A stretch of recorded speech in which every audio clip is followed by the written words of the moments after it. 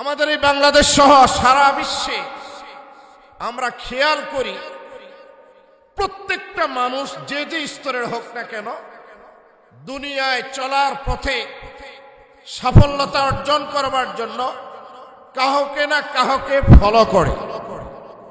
সাধারণ যারা স্টুডেন্ট, স্কুলের হোক, আলিয়া মাদ্রাসার হোক, কওমি ঘরানার হোক, বিশ্ববিদ্যালয়ের হোক, ভালো একজন সফল ছাত্র হতে হলে দেখবেন সে কাউকে না কাহাকেও ফলো করে। মেধাবী ছাত্র যারা, তাদেরকে ফলো করে। ভালো যারা শিক্ষক, তাদের পাঠদান, তাদের চলাফেরা তারা সব সময় ফলো করে। ঠিক তেমনি করে যারা খেলোয়াড়, ফুটবল হোক, ক্রিকেট হোক, হাডুডু হোক, দাবা হোক, আর যে মানেরই খেলা হোক না কেন, খেলার জগতে সফলতা অর্জন করতে চাইলে দেখবেন কোনো না কোনো ভালো খেলোয়াড়কে ভালো একজন কোচের তত্ত্বাবধানে নিজের জীবনে পরিশ্রম করে সফলতা নিয়ে আসার জন্য চেষ্টা করে। এটাও যেরকম সত্য, ঠিক তেমনি করে ভালো একজন রাজনীতিবিদ রাজনীতির ময়দানে যেই দলে করুক না কেন, দেখবেন রাজনীতিতে সফল হওয়ার জন্য ভালো একজন আদর্শবান নেতাকে ফলো করে, ভালো একজন রাজনৈতিক হওয়ার জন্য। ঠিক তেমনি করে ডাক্তার, ইঞ্জিনিয়ার, প্রফেসর, ব্যারিস্টার, এমনকি ওসি, এসপি, ডিসি, এমপি, মন্ত্রী, প্রাইম মিনিস্টার, রাষ্ট্রপ্রধান পর্যন্ত প্রত্যেককেই যার যার সফলতা অর্জন করবার জন্য কাহাকে না কাহাকে ফলো করে। কারণ তারা ভাবে এই জগতে যদি সফল হতে পারি তাহলে কামিয়াব হবে, সুনাম সুখ্যাতি চতুর্দিকে ছড়িয়ে পড়বে। এটা হলো সর্বসাধারণ যারা ব্যক্তি, তাদের টার্গেট। পক্ষান্তরে যারা ঈমানদার, যারা আমরা আল্লাহ রসুলে বিশ্বাসী, আমাদের টার্গেট শুধু এতটুকু না, ইহকালীন সফলতাই সফলতা না, পরকালীন সফলতাটাও আমরা মুমিনের জন্য কাম্য। কারণ ইহকাল, এই কালের সফলতার জন্য টাকা পয়সা, ধন দৌলত, মান ইজ্জত, ক্ষমতা দাপট আমরা যে যতই অর্জন করি না কেন, এটার শুরু আছে, শেষ আছে। কিন্তু মুমিন যেহেতু ইহকালেই শুধু বিশ্বাস করে না, পরকালেও বিশ্বাস করে, এই জন্য প্রত্যেকটা মুমিন ইহকালীন সফলতার পাশাপাশি পরকালীন সফলতারও টার্গেট করে। আর এই কাঙ্ক্ষিত ফলাফল, সফলতা কেবলমাত্র দুনিয়াবি কোন আইডল, কোন ব্যক্তিকে ফলো করলে হবে না, একজন ব্যক্তিকে ফলো করা লাগবে। তিনি হলেন আমাদের প্রিয় নবী জনাবে মুহাম্মদুর রাসূলুল্লাহ সাল্লাল্লাহু আলাইহি ওয়াসাল্লাম। কারণ তিনি আমাদের নবী শুধু না, সমস্ত নবী এবং রাসূলেরও তিনি নবী। তিনি শেষ নবী, শ্রেষ্ঠ নবী। আল্লাহ তাআলা তাকে দিয়ে ইসলামকে পূর্ণাঙ্গ করেছেন। আল্লাহ তাআলার দেওয়া নিয়ামতগুলো পরিপূর্ণ করে দিয়েছেন। আর জীবন ব্যবস্থা হিসাবে আমরা মুসলিমের জন্য কেবল ইসলাম ধর্মকেই আল্লাহ তাআলা মনোনীত করেছেন। আওয়াজ করে বলুন সুবহানাল্লাহ। সূরাতুল মায়েদার 3 নম্বর আয়াতের অংশ আল্লাহ তাআলা নবীকে সম্পর্কে বলেন, নবীজির শানে যে আয়াত নাযিল করেন, আল্লাহ তাআলা ইরশাদ করেন, বিসমিল্লাহির রহমানির রহিম, আল ইয়াউমা আকমালতু লাকুম দীনাকুম ওয়া আতমামতু আলাইকুম নি'মাতি ওয়া রাদিতু লাকুমুল ইসলাম দীনা। আল্লাহ তাআলা বলেন, আজকের দিনে আমি তোমাদের জন্য দ্বীনকে পূর্ণাঙ্গ করে দিলাম। আল্লাহ তাআলা ইরশাদ করেন, আমার নিয়ামতকে তোমাদের জন্য পরিপূর্ণ করে দিলাম। আল্লাহ তাআলা বলেন, আমি তোমাদের জন্য ইসলামকে দ্বীন হিসাবে মনোনীত করলাম।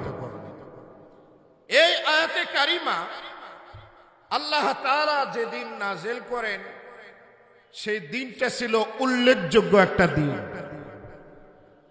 নবী আলাইহিস সালাতু ওয়াস সালামের বিদায় হজ 10ম হিজরি, মাসটা ছিল জিলহজ মাস। 9 তারিখ বারটা ছিল জুমাবার। আসরের নামাজের পরে মাগরিবের আগ মুহূর্তে জিবরাইলের মাধ্যমে আল্লাহ তাআলা এই আয়াতে কারিমা বিশ্ব নবীর উপরে নাজিল করেন। তিনটা কথা আল্লাহ তাআলা এই আয়াতে বলেছেন। প্রথম কথাটি হলো আল ইয়াউমা আকমালতু লাকুম দীনাকুম। আল্লাহ তাআলা বলেন আজকের দিন আমি তোমাদের দ্বীনকে পূর্ণাঙ্গ করে দিলাম। সুবহানাল্লাহ। এটা প্রথম কথা। আমাদের যে দিন, এই দিনটাকে আল্লাহ তাআলা পূর্ণাঙ্গ করে দিয়েছেন, অসম্পূর্ণ রাখেন না। সুতরাং যে দিন আমরা পেয়েছি এটা পূর্ণাঙ্গ একটা দিন। এই দিনের ভিতরে মানুষের জন্ম থেকে মৃত্যু পর্যন্ত ইহকালীন পরকালীন সব ধরনের বার্তা এবং মেসেজ এই দিনের ভিতরে আছে না নাই? আল্লাহ তাআলা বলেন ওয়া আতমামতু আলাইকুম নি'মাতি, আমার দেওয়া নেয়ামত আমি তোমাদের জন্য পরিপূর্ণ করে দিলাম। আল্লাহ তাআলা কোন নেয়ামত অসম্পূর্ণ রাখেন না। আর 3 নম্বরে বলেছেন ওয়া রাদিতু লাকুমুল ইসলাম দীনা। নবী সহ আনেওয়ালা কিয়ামত পর্যন্ত সকল মানুষকে লক্ষ্য করে আল্লাহ তাআলা বলেন আমি তোমাদের জন্য দ্বীন হিসাবে ইসলামকে মনোনীত করলাম। আওয়াজ করে বলুন আল্লাহু আকবার। সূরা আলে ইমরানের 19 নম্বর আয়াতে বলেন ইন্নাদ দীনা ইনদাল্লাহি আল ইসলাম। দ্বীন বলতে, ধর্ম বলতে কেবলমাত্র আল্লাহ তাআলার কাছে যে দ্বীন সেটার নাম হলো ইসলাম।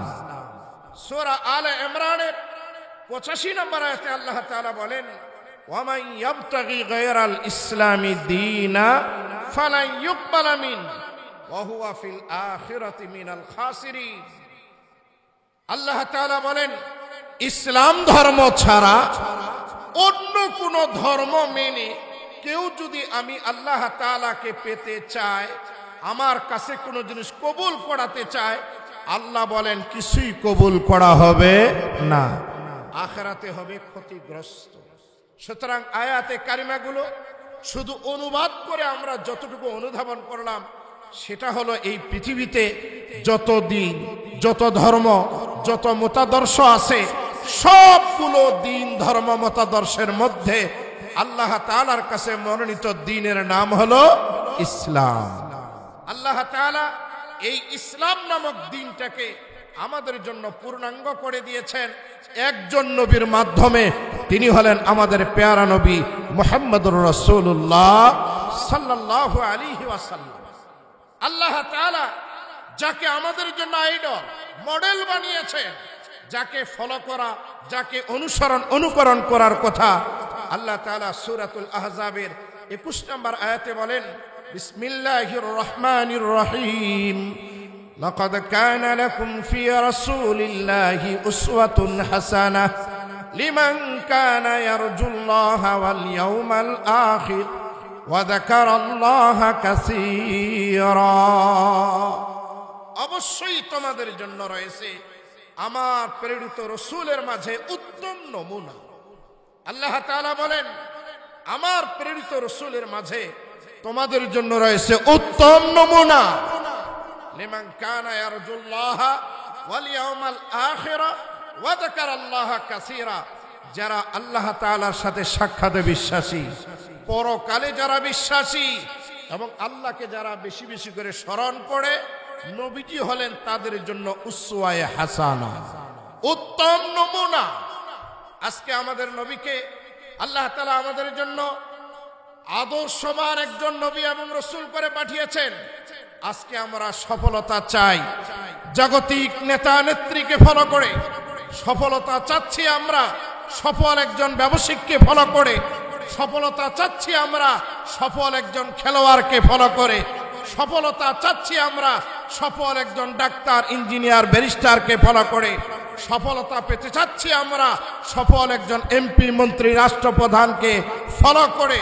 কিন্তু আল্লাহ তাআলা বলেন এই সফলতাই সফলতা না, চূড়ান্ত সফলতা কেউ যদি পেতে চায় আমার রাসূলের ইতাআত ছাড়া সফলতা কখনো মুসলমানের পদচুম্বন করবে না। এজন্য আমরা মুসলিম হিসাবে যেই ব্যক্তিকে আমাদের অনুকরণ করতে হবে আল্লাহর নির্দেশনায় তিনি হলেন আমাদের প্যারা নবী, বিশ্বনবী জনাবে মুহাম্মদুর রাসূলুল্লাহ সাল্লাল্লাহু আলাইহি ওয়াসাল্লাম। কারণ তার দিন পূর্ণাঙ্গ দিন, তার ইসলাম পূর্ণাঙ্গ ইসলাম, পূর্ণাঙ্গ ধর্ম ব্যবস্থা। কিন্তু বড় দুঃখের সহিত বলতে হয়, আমাদের নবী শ্রেষ্ঠ নবী, শেষ নবী, আমাদের ধর্ম পূর্ণাঙ্গ ধর্ম, পরিপূর্ণ ইসলাম। আমরা মুসলিম হওয়ার পরেও বর্তমান পুরা বিশ্বে এখন মানুষের সংখ্যা হলো প্রায় 800 কোটি। 800 কোটি। এই মানুষের মধ্য হতে ধর্মের দিক দিয়ে যদি আমরা ক্যাটাগরি করি, ভাগ করি, বিশ্লেষণ করি, তাহলে আমরা দেখতে পাই 1 নম্বরে যেই ধর্মের অনুসারীরা আছে তাদের সংখ্যা হচ্ছে খ্রিস্টান, 2 নম্বরে আছে মুসলমান, 3 নম্বরে অন্য ধর্মের লোকেরা। আমার প্রশ্ন হলো, আমাদের নবী শ্রেষ্ঠ নবী, শেষ নবী, আমাদের নবীর এই শরীয়তের যে বিধান, তার নবুয়তি জমানা প্রায় 1500 বছর আমরা পেয়েছি। এরপরও আমাদের সংখ্যা কম, নাসারাদের সংখ্যা বেশি, খ্রিস্টানদের সংখ্যা বেশি। অথচ তাদের নবী ঈসা রূহুল্লাহ, আমাদের নবীর আগের নবী, যিনি এখনো সশরীরে আকাশে অক্ষত আছেন, যার জীবন এখনো পরিপূর্ণ হয় নাই, ধর্ম পরিপূর্ণতা পায়নি, যেই ধর্ম কোরআন আসার পরে মনসুখ হয়ে গিয়েছে। অথচ তাদের হাওয়ারি, ওই নবীর উম্মতেরা তাদের দ্বীনকে, তাদের ধর্মকে এত ব্যাপকভাবে প্রচার প্রসার করতেছে, ওদের সংখ্যা দিন দিন বাড়তেছে। যেখানে আমরা মুসলমান নবীর উম্মত হিসাবে আমাদের সংখ্যা বাড়ার কথা ছিল, সেই অনুপাতে কিন্তু আমাদের সংখ্যা বাড়ছে না, বরং সুযোগ সন্ধানী হয়ে খ্রিস্টান মিশনারিরা দুর্বল এলাকা, অসহায় এলাকাগুলিতে গিয়ে আমাদের দুর্বল মুসলমানদেরকে সুন্দরভাবে বোঝায় তারা যে তোমাদের নবী তো মারা গেছে, আর তোমাদের বর্ণনায় আমাদের নবী আকাশে আছে, উনি আবার আসবে। কাজে যেই নবী মারা গেছে তার কথা বাদ দাও, যেই নবী আসবে তার দাওয়াত গ্রহণ করো, ছলে বলে কৌশলে এইভাবে দুর্বল মুসলমানদেরকে খ্রিস্টানে পরিণত করতেছে। কথা বলেন ঠিক কিনা? আরো নানান খরা অজুহাত দিয়ে খ্রিস্টান মিশনারিগুলো, বিশেষ করে পার্বত্য এলাকা, একবারে বর্ডার এলাকা, কুড়িগ্রাম, লালমনি, এদিকে পঞ্চগড় সহ যেই এলাকাগুলিতে দুর্বল মুসলমান দেখবেন, সেখানে খ্রিস্টান মিশনারি সহ অমুসলিমরা তাদের দাওয়াতি মিশন অব্যাহত রাখছে। যার কারণে আমার মনে হয় এখানে আমরা ব্যর্থ। কারণ আমরা মুসলমান হওয়ার পরও আমরা কোরআনের আদর্শ, বিশ্বনবীর আদর্শ, রাসূলুল্লাহর মহব্বত, ভালোবাসা, তার আদর্শ আমরা গ্রহণ করতে ব্যর্থ হওয়ার কারণে আমরা উম্মতের মাঝে আমার নবীর পরিচিতি হয়তো আমরা তুলে ধরতে পারি নাই। কোরআন সুন্নাহর আদর্শগুলো আমরা জাতির কাছে যেভাবে তুলে ধরার কথা সেইভাবে তুলে না ধরার কারণে আমরা হয়তো ব্যর্থ হচ্ছি। আমাদের মিশনগুলো সামনে না আগিয়ে বরং ব্যর্থ হচ্ছে। কথা বলেন ঠিক কিনা? এই জন্য আমরা যেন পিছনে না পড়ি, আমরা যেন নবীকে চিনি, নবীর মহব্বত যেন দিলে আসে, সেই ধারায় আমি আলোচনা করতে যাচ্ছি।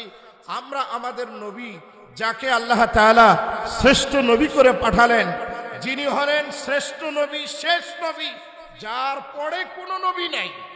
সূরা আহজাবে আল্লাহ তাআলা বলেন, মা কানা মুহাম্মাদুন আবা আহাদিম মির রিজালিকুম ওয়ালাকিন রাসূলুল্লাহি ওয়া খাতামান নাবিয়্যিন।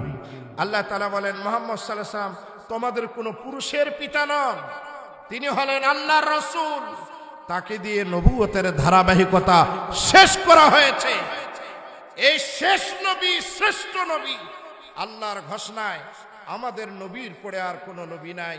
তিনি হলেন খাতিমুন নবিয়্যিন। আল্লাহর হাবিব বলেন, আনা খাতামুন নবিয়্যিন লা নাবিয়্যা বাদি। আমি শেষ নবী, আমার পরে কোনো নবী নাই, শেষ নবীর পরে কোনো নবী নাই।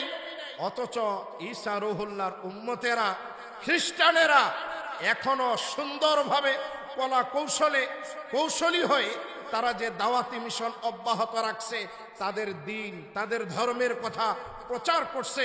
অথচ আমরা আমাদের ধর্ম প্রচার প্রসার করতে গেলে আমাদের উপরে হামলা হয়, মামলা হয়, আমাদেরকে চিহ্নিত করে জেলখানায় ভরা হয়, আর আমরা শ্রেষ্ঠ নবীর উম্মত বলে দাবি করি, তাহলে এই দাবি করার অর্থ কি থাকে? আমাদের নবীকে নিয়ে আজে বাজে মন্তব্য করা হয়, ব্যঙ্গ করা হয়। আমাদের নবীর চরিত্র নিয়ে, আমাদের নবী নাকি ছিলেন নাউজুবিল্লাহ জুলুমবাজ, অত্যাচারী নবী। আমাদের নবীর চরিত্র, তার আখলাক, আল্লাহ তাআলা যেটার সনদ দিয়েছেন, ওয়া ইন্নাকা লাআলা খুলুকিন আযীম, আল্লাহ তাআলা বলেন নিঃসন্দেহে হে রাসূল আপনি হলেন মহান চরিত্রের অধিকারী। অথচ এই চরিত্র আলা নবীকে নিয়ে আমাদের পার্শ্ববর্তী দেশ ভারতের মুখ্যমন্ত্রী আমাদের নবীর চরিত্র নিয়ে আজে বাজে মন্তব্য করছে। পুরা ভারত উত্তাল হয়ে যাচ্ছে। মুসলিম বিশ্বগুলো আজ নবী প্রেমিক যারা, নবীর শানে, নবীর মহব্বতে মিটিং মিছিল করছে। অথচ আমরা মুসলমান দাবি করার পরও ন্যূনতম এতটুকু সাহস আমরা দেখাতে পারি না। নবীর মহব্বতে, নবীর ভালোবাসায় একটু মিছিল করব, মিটিং করব, ১.৫ যুগ ধরে আমাদেরকে করতে দেওয়া হয় নাই। এখন সামনে যদি ওলামায়ে কেরাম ডাক দেয় রাসূলুল্লাহর মহব্বতে ঈমানের পরীক্ষা দেওয়ার জন্য, আমরা সকলে রাজি আছি তো ইনশাআল্লাহ? মুহতারাম হাজিরিন, আপনারা জানেন আমার নবী বিভিন্ন রাষ্ট্রে চিঠি লিখতেন। সেই ধারাবাহিকতায় তৎকালীন পারস্যের যিনি সম্রাট, তার কাছে রাসূলুল্লাহ চিঠি লিখছিলেন। দূত মাধ্যমে তার কাছে যখন পৌঁছে, এই ভদ্রলোক আমার নবীকে তুচ্ছ তাচ্ছিল্য করে চিঠি পড়া তো দূরের কথা, চিঠি সামনে যাওয়া মাত্রই চিঠিটারে টুকরা টুকরা করে নিক্ষেপ করছে। রাসূলুল্লাহর পত্রকে, পত্রবাহককে, রাসূলুল্লাহকে অবমাননা করছে। নবীজির কাছে যখন এই বার্তা, এই মেসেজ পৌঁছলো, নবীজি আল্লাহ তাআলার কাছে দোয়া করেছিলেন আইয়ুমাজ্জাকা কুল্লা মুমাজ্জাক, যে আমার চিঠি টুকরা করছে আল্লাহ তাআলা যেন তার তখ্তকে, তার মসনদকে টুকরা করে দেয়। নবীজির এই দোয়া আল্লাহর আরশে কবুল হয়েছে। বেশি দিন লাগে নাই, পারস্য ভেঙ্গে টুকরা টুকরা হয়েছে। আজ ভারতের মাটিতে মুখ্যমন্ত্রী আমাদের নবী সম্পর্কে আজে বাজে মন্তব্য করছে, অথচ ভারতের প্রাইম মিনিস্টার মোদি এখনো তার বিরুদ্ধে অ্যাকশনে যায় নাই। আমরা তৌহিদি জনতা, ওলামায়ে কেরাম পরশারে ইসলামী সম্মেলন থেকে আল্লাহকে হাজের নাজের করে বলতে চাই, নবীকে যারা বেইজ্জতি করছে, নবীর শানে যারা গোস্তাকি করছে, এই অপরাধে আল্লাহ তাআলা যেন ভারতের মাটিটাকে, ভারত পুরা দেশটাকে ভেঙ্গে যেন টুকরা টুকরা করে দেয়, খান খান করে দেয়। কারণ আমরা নবীর আশেক, নবীকে আমরা মহব্বত করি। আমাদের মহব্বত নবীওয়ালা মহব্বত, নবীর আমরা আশেক, রাসূলুল্লাহকে আমরা আইডল মানি, রাসূলুল্লাহকে আমরা ফলো করি। রাসূলের আশেক, ইশক, ভালোবাসা আমাদের শুধু মুখে না, আমাদের অন্তরে আছে, আমাদের জীবনে আছে। আমরা নবীকে মহব্বত করি। আমাদের মা বাবা, পিতা মাতা, ছেলে মেয়ে, দুনিয়ার সকল বস্তু থেকে। আওয়াজ করে বলেন কথা ঠিক না বেঠিক? বুখারী শরীফ প্রথম খণ্ড হাদিস নাম্বার 15, হাদিস রাবি সাইয়েদনা আনাস রাদিয়াল্লাহু তাআলা আনহু, তিনি বলেছেন, নবীজি বলেন, লা ইউমিনু আহাদুকুম হাত্তা আকুনা আহাব্বা ইলাইহি মিন ওয়ালিদিহি ওয়া ওয়ালাদিহি ওয়ান নাসি আজমাইন।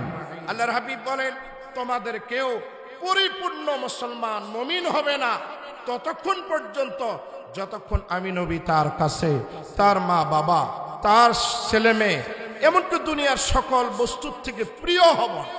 রাসূলুল্লাহর ভালোবাসায় আমরা আমাদের কলিজাকে শীতল করতে চাই। আমরা আমাদের ব্যক্তি জীবন, পারিবারিক জীবন, সামাজিক জীবন, রাজনৈতিক জীবন, রাষ্ট্রীয় জীবনে রাসূলুল্লাহর আদর্শ বাস্তবায়ন করতে যদি ইসলামের কখনো ডাক আসে, ইসলামের পতাকা উড্ডীন করবার জন্য তৌহিদি জনতা সহ ওলামায়ে কেরাম, আমাদের কাবের মুরব্বীদের পক্ষ থেকে যদি ডাক আসে, এই ইসলামী ঝান্ডা সমুন্নত করবার জন্য শাহাদতি এই কাফেলায় আমরা নাম লেখাতে প্রস্তুত আছি তো ইনশাআল্লাহ? মুহতারাম হাজিরিন, আমরা নবীকে ভালোবাসি নবীর তরিকায়। কারণ নবীর ভালোবাসাটা দুই ভাবে হয়। একটা হলো মহজ ভালোবাসা, শুধু ভালোবাসা, আর আরেকটা হলো তরিকাওয়ালা ভালোবাসা। সাল্লাল্লাহু আলাইহি ওয়াসাল্লামকে যারা শুধু ভালোবাসে, নবীর তরিকা মানে না, এই ভালোবাসা দিয়ে কখনো সফলতা পাওয়া যাবে না। নবীকে যদি ভালোবাসতে হয়, নবীর তরিকাওয়ালা মহাব্বত যদি হয়, তাহলে সফলতা পাওয়া যাবে। যেমন বিশ্বনবী তার পুরা জীবনটা জন্মের পর থেকে নিয়ে 40 বছর পর্যন্ত পুরা মক্কা নগরীতে তিনি আল আমিন, তিনি সাদেক, তিনি সত্যবাদী, তিনি আমানতদার। তার কোনো শত্রু না ছিল ঘরে, না ছিল পাড়াতে, না ছিল কোনো রাষ্ট্রে। তিনি যেদিন হেরা গুহায় 40 বছর পূর্ণ হলো, আল্লাহ তাআলা তাকে যখন নবুয়তি দান করলেন, কোরআনুল কারীমের আয়াত নাযিল করলেন, তাওহীদ, রিসালাত, আখিরাতের দাওয়াত নিয়ে নবীজি যখন দাঁড়ে দাঁড়ে ঘরে ঘরে বারবার দাওয়াত দিতে লাগলেন, মুসলমান হতে লাগলো। কালমা পড়লো সাইয়েদনা আবু বকর রাদিয়াল্লাহু তাআলা আনহু, কালমা পড়লো খাদিজাতুল কুবরা রাদিয়াল্লাহু তাআলা আনহা, কালমা পড়লেন সাইয়েদনা আলী ইবনে আবি তালেব রাদিয়াল্লাহু তাআলা আনহু, কালমা পড়লো যায়েদ বিন হারেসা রাদিয়াল্লাহু তাআলা আনহু, কালমা পড়লো সুমাইয়া, কালমা পড়লো আম্মার, কালমা পড়লো ইয়াসির, কালমা পড়লো সাইয়েদনা বেলাল। নবীজির সাহাবে কেরাম কালমা পড়া শুরু করলেন। দ্বীনের দাওয়াত শুরু হলো। 13টা বছর মক্কাতে দাওয়াত দিলেন। এত আঘাত নিজের উপরে, সাহাবীদের উপরে। অনেকে শাহাদাত বরণ করলেন, হিজরত করলেন হাবশা। অনেক সাহাবা কেরাম হিজরত করলেন ইয়াসরিব। নবীজি জেল খাটলেন, নবীজিকে হত্যা করার পরিকল্পনা করা হলো। নবীজি হিজরত করে মদিনায় গেলেন। মদিনার 10 বছর নবীজি চেয়েছিলেন মদিনাতে শান্তিতে বসবাস করবেন। তৎকালীন মদিনায় ইহুদিরা ছিল, নাসারারা ছিল, পৌত্তলিক যারা মুশরিক তারাও ছিল, মুসলমান আনসারী সাহাবা কেরাম, মুহাজির সাহাবা কেরামও ছিলেন। তাদের সাথে শান্তিতে থাকার জন্য মদিনার সনদ, চার্টার অফ মদিনা, নবীজি যেটাকে, যে সংবিধানকে লেখলেন, সত্যায়ন করলেন, তারপরেও দেখা গেছে আমার এই নবীকে ভালো মতো বসবাস করতে দেওয়া হয়নি, বরং নবীর বিরুদ্ধে ষড়যন্ত্র করা হয়েছে। আল্লাহর নির্দেশ হলো 13 বছর খেয়েছেন, এবার দেওয়ার জন্য প্রস্তুত হন। উযিনা লিল্লাযীনা ইউকাতালুনা বিআন্নাহুম যুলিমু ওয়া ইন্নাল্লাহা আলা নাসরিহিম লাকাদির। আল্লাহ আয়াত নাজিল করে জিহাদে ইকদামি, জিহাদে দফাই, জারেহানা, মুদাফিআনা, আক্রমণাত্মক এবং আত্মরক্ষামূলক উভয় জিহাদ ফরজ করলেন কে?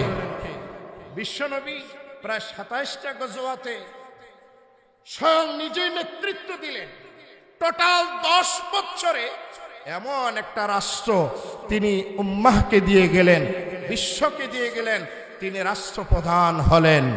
এখানে এতটুকু কথা ইশারা দেওয়ার উদ্দেশ্য হলো এই, আজকে যারা আমরা নবীকে ভালোবাসি, নবীকে মহব্বত করি, আমরা ইসলাম সম্পর্কে, কোরআন সম্পর্কে, আমার নবীর আদর্শ সম্পর্কে আমরা পুরাপুরি না জানার কারণে ইসলাম সম্পর্কে আমরা অনেক সময় আজে বাজে মন্তব্য করি।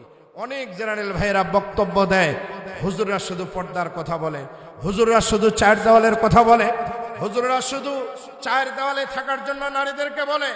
অথচ নারীরা তো ইসলামে ব্যবসাও করছে।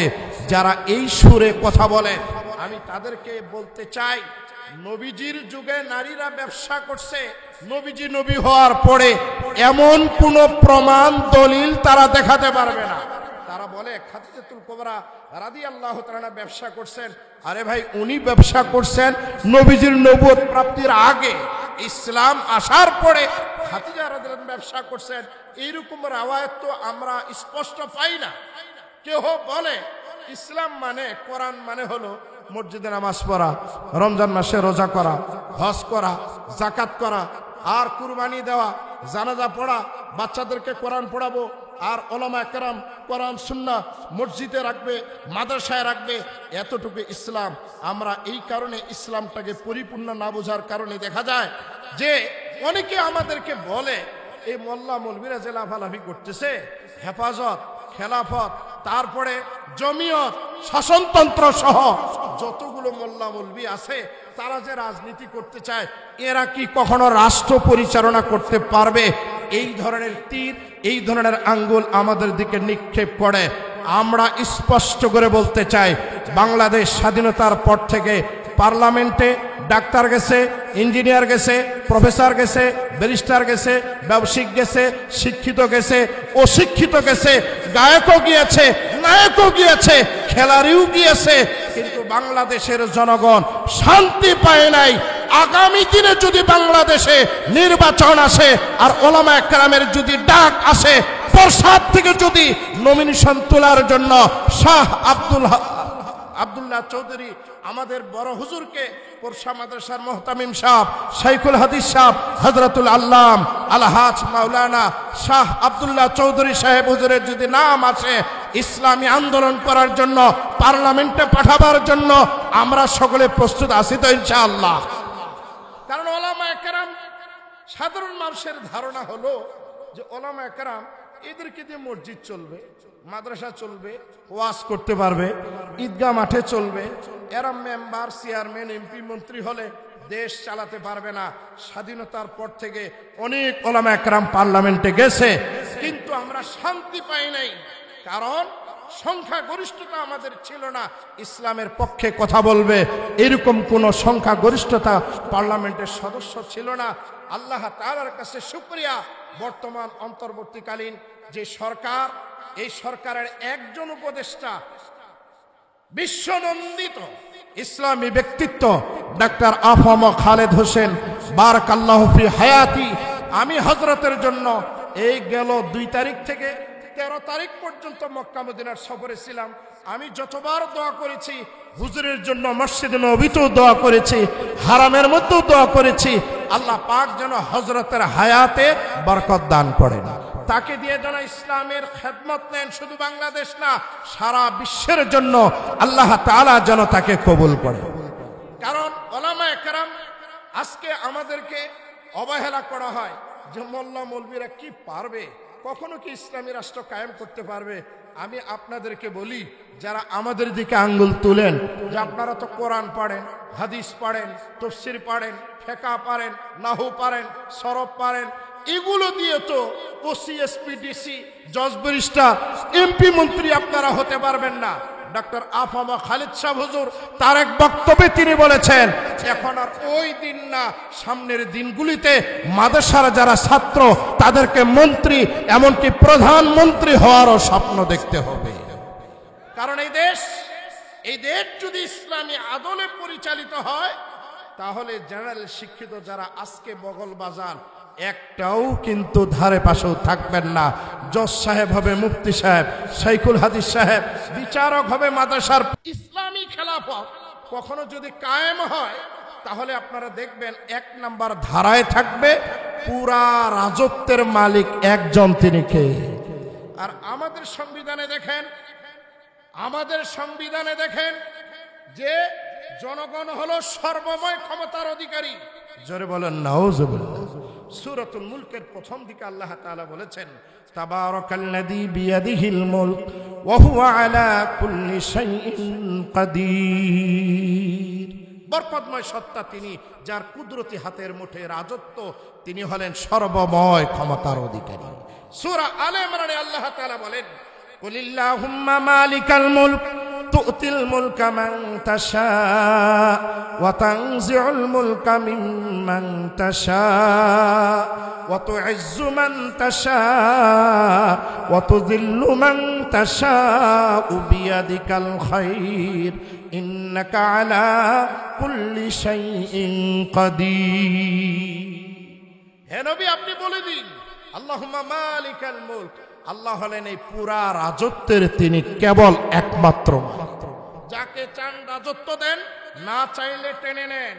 যারা অতীতে প্রায় 15 বছর 8 মাস ছিলেন, স্বপ্ন দেখছিলেন 40 সাল পর্যন্ত, ভাবছিলেন আমাদের মসনদ কেউ ঘুরাতে পারবে না, বিএনপি পারে নাই, জামাত পারে নাই, হেফাজতের কথা বাদেই দিলাম, শাসনতন্ত্র পারে নাই, জমিয়ত পারে নাই, খেলাফত পারে নাই, কোন অস্ত্র ব্যবহার করা লাগে নাই।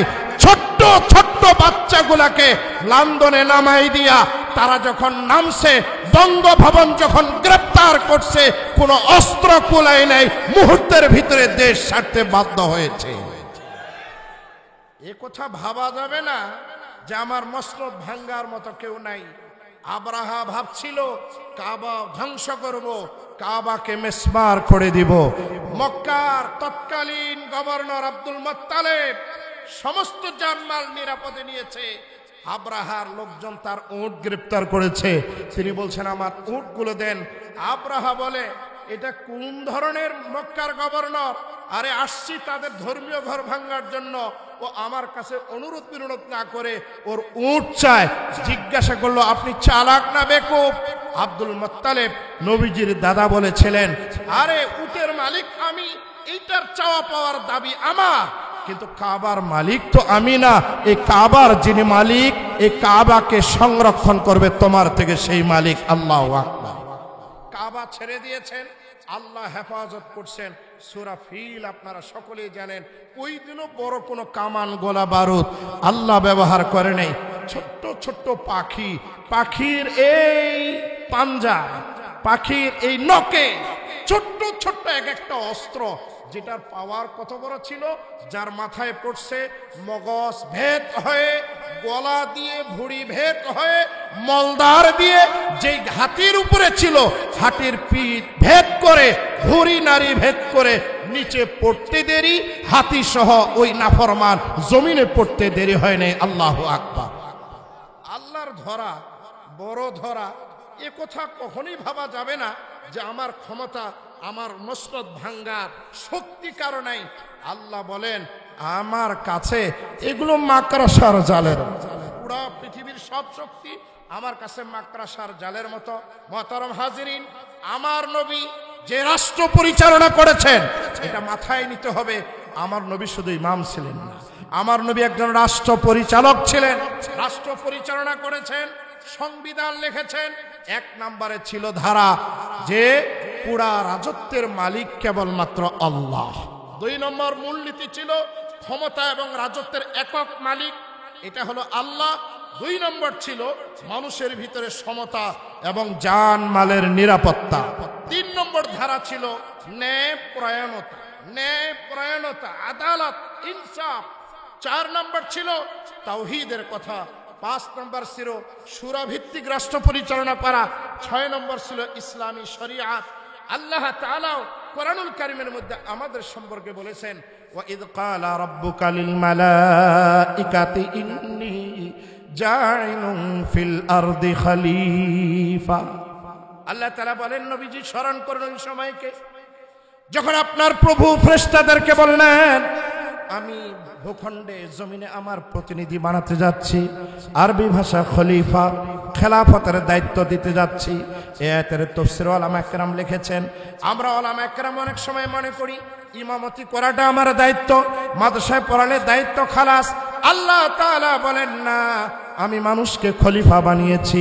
খলিফা নামাজ পড়াবে, প্রয়োজনে মাদ্রাসায় পড়াবে, ইসলামী আন্দোলন করবে, চেয়ারম্যান হওয়া লাগলে চেয়ারম্যান হবে, এমপি হওয়া লাগলে এমপি হবে, কখনো মজলিসে শুরার যদি সদস্য হওয়া লাগে, পার্লামেন্টে যাওয়া লাগে যাবে, রাষ্ট্র পরিচালনা করবে, খলিফা হবে।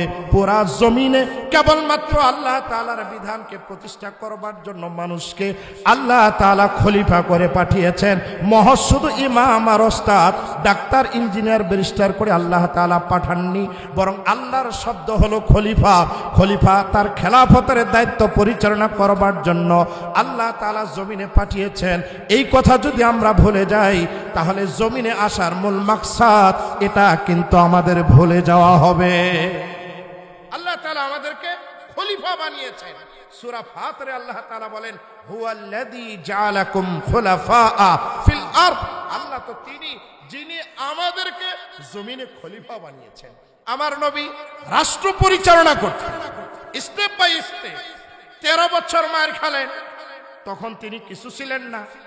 10 বছরে তিনি এমন ভাবে ইসলামী আইন প্রণয়ন করলেন, ইসলামের দাওয়াত উম্মাহকে দিলেন। এখন তিনি মদিনার রাষ্ট্রপ্রধান। আমার নবী রাষ্ট্র কিভাবে পরিচালনা করছেন? অনেক ডাক্তার, ইঞ্জিনিয়ার, প্রফেসর, মাস্টার, এরা কিছু ন্যূনতম ধারণা নাই, যার কারণে তাদের প্রশ্ন যে ওলামায়ে কেরাম কখনো যদি পার্লামেন্টে যায় দেশ কি পরিচালনা করতে পারবে? আমি আপনাদেরকে বলি আমাদের কোরআনে নবীজির সুন্নাহর ভিতরে যেরকম ব্যক্তিনীতি, পরিবার নীতি, সমাজনীতি, রাষ্ট্র পরিচালনার নীতি কোরআন এবং সুন্নায় আছে না নাই? আমার নবী তিনি রাষ্ট্র পরিচালনা করতেন। যে যে দপ্তরগুলো এখন একজন রাষ্ট্রপ্রধানের থাকে, নবীজির কিন্তু তাই ছিল। নবীজির একান্ত সচিব যিনি সব কিছু লেখে আমার নবীকে তৈরি করে দিতেন, তার নাম ইতিহাস থেকে পাওয়া যায় হানজালা ইবনুর রবি।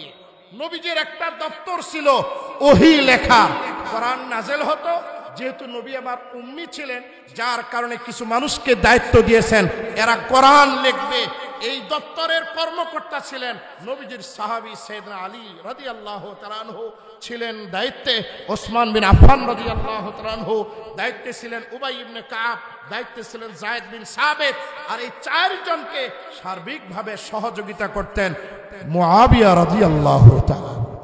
নবী যখন রাষ্ট্র পরিচালক, তার একটা দায়িত্ব ছিল চিঠি লেখা। বিভিন্ন রাষ্ট্রে তিনি চিঠি লিখতেন, চিঠি লিখে পাঠাতেন। যেহেতু নবী নিজে লিখতেন না, এই চিঠি লেখা এই বিভাগের দায়িত্বে যিনি ছিলেন সাহাবী আব্দুল্লাহ বিন আরকাম রাদিয়াল্লাহু তাআলা আনহু, যায়েদ বিন সাবিত রাদিয়াল্লাহু তাআলা আনহু। নবীজির রাষ্ট্র পরিচালনার দাওয়া বিভাগ একটা ছিল, উম্মাহকে দাওয়াত দেওয়া, আহলে কিতাবদেরকে দাওয়াত দেওয়া, মুশরিকদেরকে দাওয়াত দেওয়া। এই বিভাগের যিনি জিম্মাদার ছিলেন তিনি স্বয়ং নবীজি নিজেই ছিলেন। এই দপ্তরটার দায়িত্বে নবীজি নিজেই ছিলেন।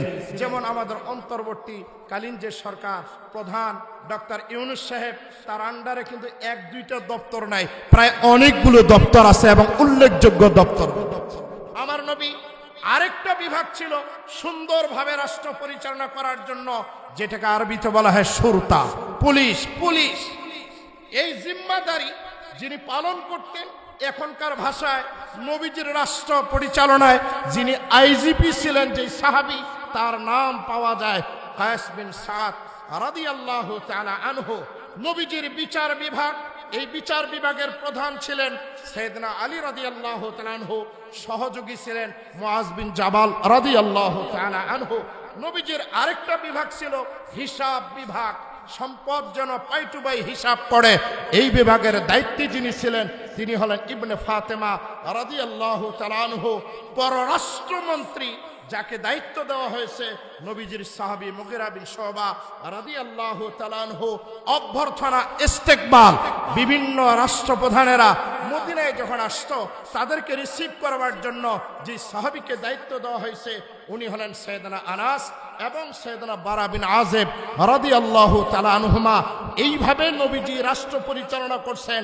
আজকে স্বাধীনতার পর থেকে নিয়ে আজ পর্যন্ত আমাদের বিচার বিভাগ, আইন বিভাগ বরাবরে প্রাইম মিনিস্টারের দপ্তরে থাকতো, যার কারণে সুশাসন এবং কি ন্যায় বিচার জনগণ পায় নাই। কারণ যখন যে সরকার হতো, সরকারি দলীয় লোকজন যখন অপরাধ করত তারা ছাড় পেয়ে যেত শুধু একটা ফোনের কারণে, হ্যালোর কারণে।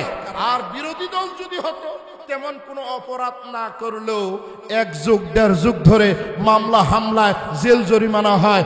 এটা সত্য না মিথ্যা? একবারে নিরপরাধ।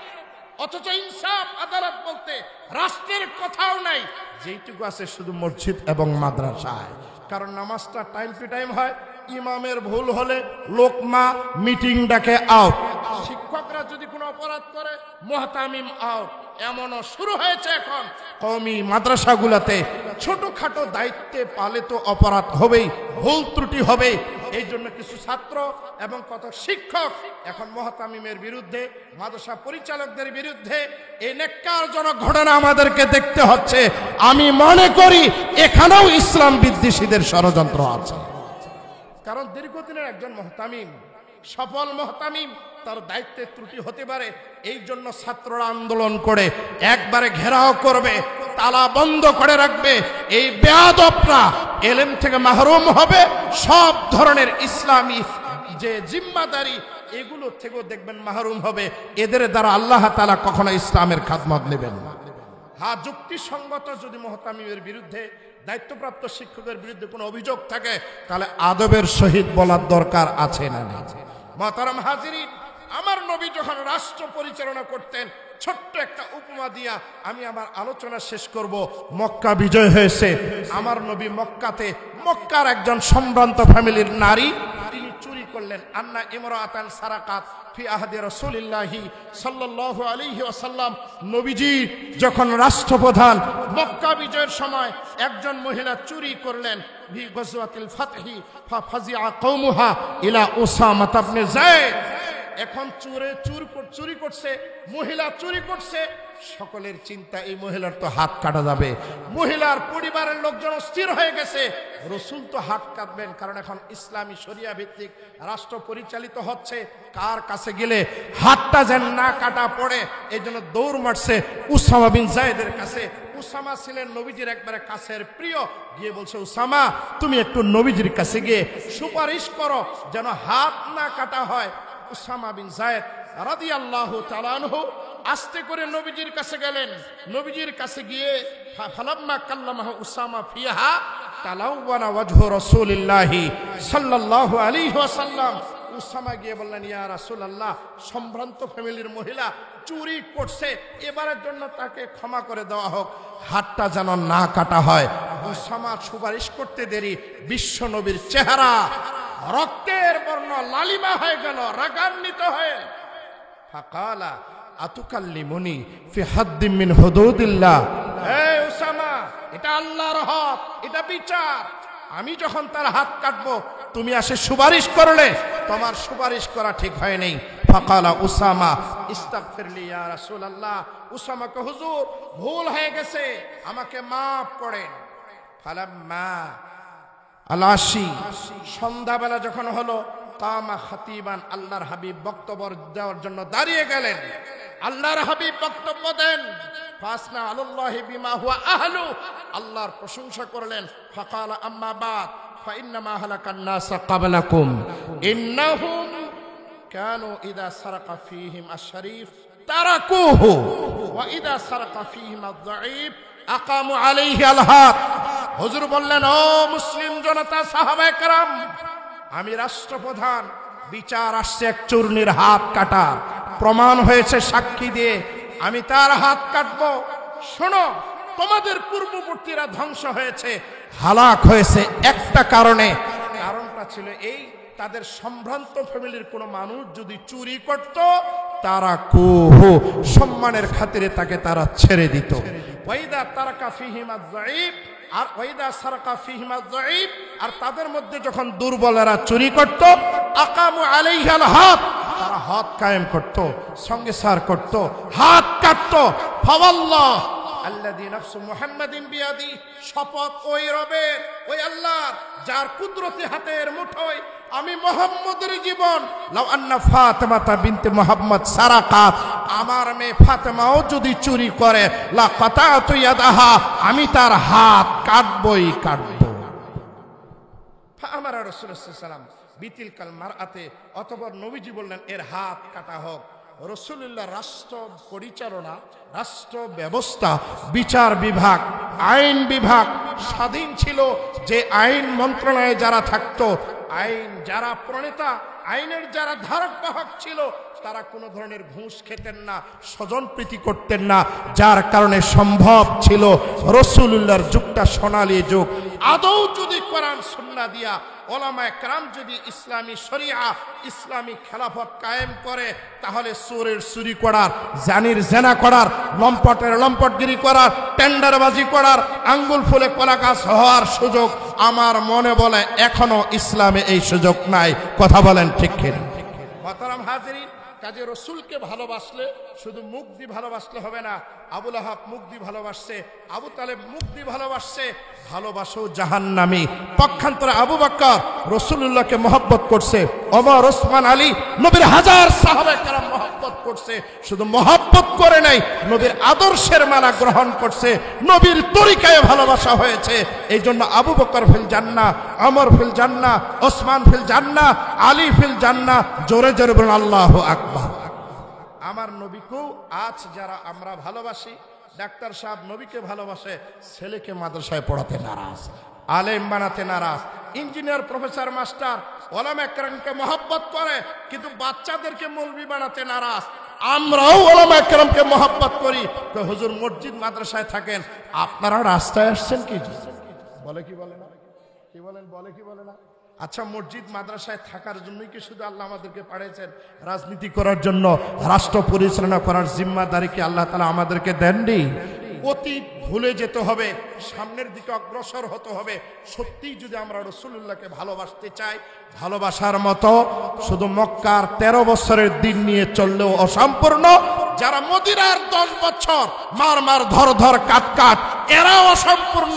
ইসলামের যখন তাকাজা আসবে, সুতার কাপড়, সুতি কাপড়, সুতার টুপি যখন পরা লাগবে পরবো। লোহার টুপি পরার জন্য যদি আমাদের আকাবের আসলাফ, আমাদের মুরব্বীরা ডাক দেয় এই ইসলামী রণাঙ্গনে ইসলামী খেলাফত নবীর আদর্শ প্রতিষ্ঠা করবার জন্য, প্রয়োজনে যদি বাচ্চাদেরকে এতিম বানাতে হয়, বিবিদেরকে বিধবা বানাতে হয়, নবীর ইজ্জতের হেফাজত, নবীর নবুয়তের শানকে বাড়ানোর জন্য যদি ডাক আসে, আমরা কারা কারা জীবন দিতে রাজি? লিল্লাহে তাকবীর। আল্লাহ তাআলা আমাদের সবাইকে কবুল করুন। নবীর মহব্বত, নবীর ইশক, নবীর আদর্শ যেন গ্রহণ করতে পারি। আমি যে আবেগ নিয়ে কথাগুলো বললাম, আল্লাহ তাআলা আমাদের সকলকে রাসূলুল্লাহর সুপারিশ যদি আমরা পেতে চাই, শুধু বললে হবে না, ব্যক্তি, পরিবার, রাষ্ট্র, সমাজ সব জায়গায় রাসূলুল্লাহর আদর্শ গ্রহণ করতে হবে। আল্লাহ তাআলা সেই পরিবেশ বাংলার জমিনকে করে দেখ, আমরা যেন ইসলামকে লালন পালন করে নবীর মহব্বত নিয়ে যেন দুনিয়া থেকে বিদায় হতে পারি। আল্লাহ তাআলা আমি সহ আপনাদের সকলকে আল্লাহ তাআলা তৌফিক দান করুন। সকলে বলুন আমিন। ওয়া আখিরু দাওয়ানা আনিল হামদুলিল্লাহি রাব্বিল আলামিন। আসসালামু আলাইকুম ওয়া রাহমাতুল্লাহি ওয়া বারাকাতুহু।